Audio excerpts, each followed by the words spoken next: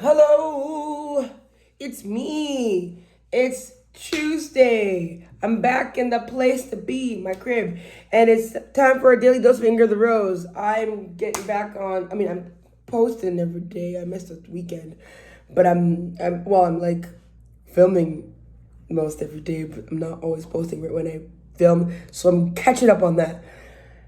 Okay, it's a holiday here. Going to enjoy the protest holiday of the Quebecers.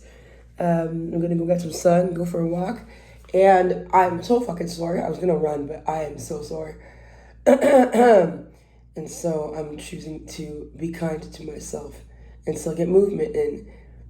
All right, what shall we talk about today? Yesterday, I went to the gym with my homegirl Amanda. It was cool. And we're like doing stretchy poos and on the treadmill and catching up on life and talking about things. And I'm in a funny season. I like to self reflect a lot. Maybe too much, to be honest. I think I spend a lot of time in my head, and I'm trying to spend more time taking what's in my brain and bringing it outside. I'm trying to spend more time like moving, doing, rather than just spinning and reflecting and spiraling. Trying to eliminate the shame spiral and the overthinking and the, oh, I have to, yeah, all of that. You get me. And we're just chatting about a situation, and, I'm getting wisdom from the committee, in part because I trust and respect them, in part because it helps me process out loud, to be honest, to talk with other people. I may actually just do what the fuck I want, but to have a sounding board. And naturally, people are going to share how they feel. And I shared a bit of what I was processing and what people were saying. And then a man is like, no. And she didn't say like that, but this is my interpretation of her being like, bitch, no. Because she's like, I know you. And the advice I would need, the advice I would give myself, is not the advice I would give you, because we're not the same person and because our process is different. And she's like, so, and she's always like, when have you ever done what makes sense? When have you ever done the logical thing? And I'm like never. So why would you start now? And I was like, bitch, you got it right. I'm out here trying to be like, I'm gonna do the most respectable, like logical, like grown up, mature thing, blah blah blah, as if I was an adult or mature when I made my other choices in life. We're gonna strategize and this and that, and she's like, or you can just do, because that's what you do, and it works for you. And I'm like, fair. She's even, and we were even talking about like being a creative and being an artist, and like, she's like, and I'm paraphrasing, but she was saying how she sees herself essentially as someone to support the work. She's like, I'm not an artist and I'm not doing what you do, but I can afford to help fund it or to support you as you build it. And I guess it reminded me of the idea of a patron of the arts. And we have them in the world I work in my day job. They're definitely patrons, you know what I'm saying? But they're like mostly old white people with money, and some of them have questionable politics and are, you know what, I will keep that to myself. I'm still employed by the money they give us. You can deduce what a place that has its own orchestra and programs the ballet and was created 55 years ago to celebrate colonialism, what kind of people fund it? Or at least historically do. Anyway.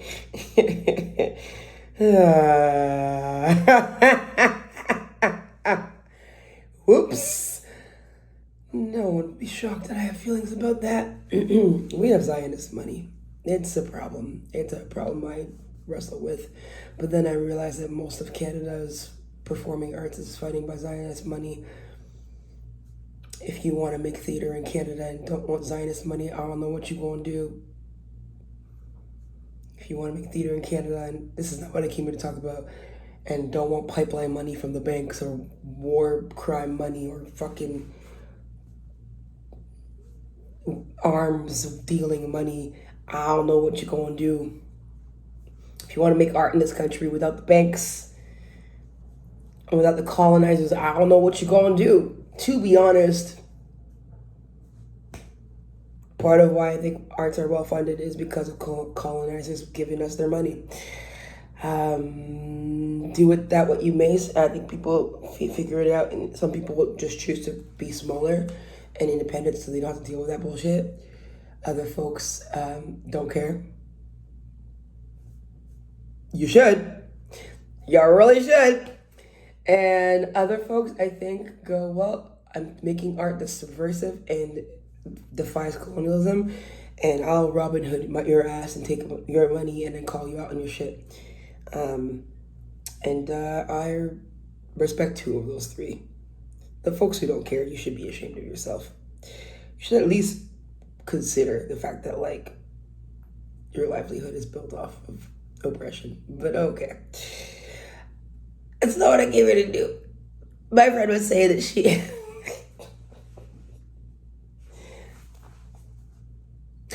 Anyway, you saw the wheel spinning right there. This is another one of those. If you're my manager, you didn't see this. Okay? You didn't see this. Also, what I do in my free time is my business. All right. Boo! But my friend was saying that she sees herself in as able to support the work, in whatever way she can, and I really value that. And I think we need more patrons that care on an individual level.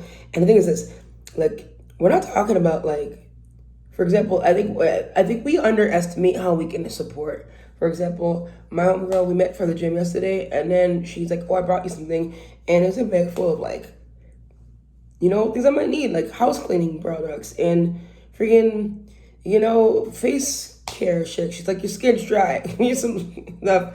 And, you know, the other day she gave me eye patches, and sometimes she's like, oh, I have a Groupon for some massages, go take, like, that is actually still super helpful, because the $15 of cleaning products will save me cash, because then I can put that towards applying for a showcase or a festival or whatever's, or just paying bills. So, like, I think we underestimate that you might not even have tons of cash, but you really care for artists. You can go see their shows. You can fund their Patreons or their fundraisers. You can bring them food. You can, you know, drive them places. Yeah, there's so many ways that we can support creatives, and I think more than ever we should be thinking about that, because we're gonna need artists. I mean, we really need artists right now. We really need storytellers and truth tellers, and you know what? It's all full circle, because I look at the Canadian context, and so much of our art is funded by freaking violent means that there will be a time where either it will not be tenable for these artists to do so because they can't justify it in their head, or those getting the funding will start, it's already started, will start putting pressure on the creatives not to be as honest or as bold. And in which case, we're gonna need individuals and business owners who are not tied to that bullshit to step in and help fund the arts, because we need it. We really do. Look around, look at the news. We need poets and singers and drag performers and folks to remind us that life is still worth living, and folks that will remind the powers that be that they can't just tread on us. And in that sense, we are all part of the work, you know?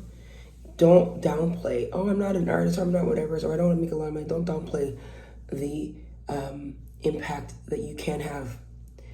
And on that note, have a beautiful day. Happy Saint Jean, I guess, to the Quebecois, okay?